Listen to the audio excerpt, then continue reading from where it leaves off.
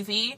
And today I'm talking about true love, soulmates, and moving unnecessary people out of your life.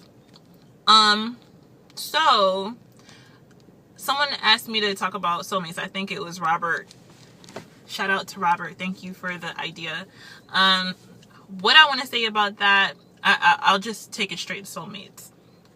I feel like soulmates are made, not born. I feel like that whole thing with soulmates, like they're just out there, and when you meet them, everything just falls in line perfectly, and it's just, everything is just ooh and ah and fields of golden flowers. And I really don't think that exists. What I think happens is two very compatible people meet, and they decide to work with one another, to submit to one another, and sacrifice for one another, and they make a relationship work. They make it happen, basically. I feel like it's the word soulmate has a certain kind of connotation, at least to me. It has a certain connotation of like this kind of like perfection, but I feel like perfection doesn't really exist, if that makes that kind of easy, like clear. I feel like in the end, a lot of people end up in relationships that they don't really need to be in. Like, and that I feel like that's very evident, because you see a lot of people who thought maybe that they were soulmates, but we see that more than 50% of marriages end up in divorce.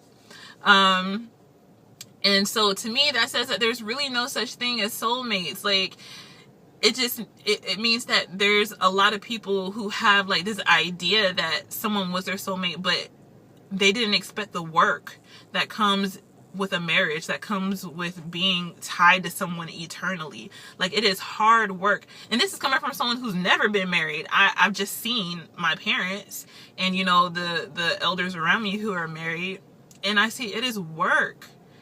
There's nothing easy about being married. And I feel like if a lot of people would just choose better, it would work out better. I feel like a lot of people are so afraid of being alone. They're so afraid of like not ever having kids, or not ever being married, and they put themselves on these like time, like, just, there's a timestamp for everything. Like, I need to be 25 and married. I need to be 28 on my first baby. And you see what I'm saying? Like, a lot of people just kind of set themselves up for failure because they're in a rush, because they're afraid. And I've been afraid too. I've also had the same fears everyone else has had about not achieving certain things at a certain time. And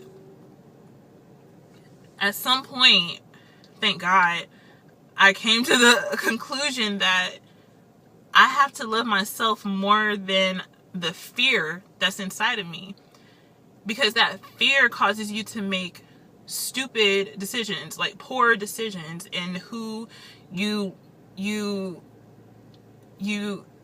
excuse me, it causes you to make poor decisions in who you decide to spend your life with, or just give any of your time to. I feel like, and a lot of people might not agree with me, I feel like I've had a lot of people like just kind of laugh in my face when I say that I'm celibate. Like, I feel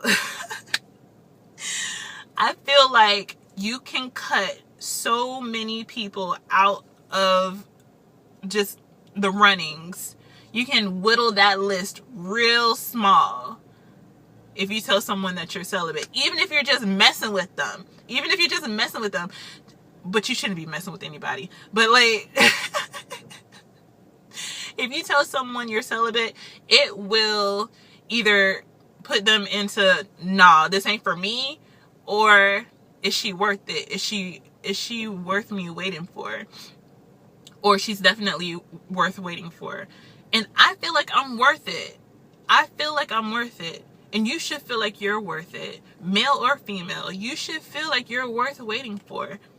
And so whenever you tell somebody you're celibate and they just like about face on you, that just lets you know, like, one, they weren't emotionally ready or mature enough to handle being in a relationship with you, or two, they were just using you.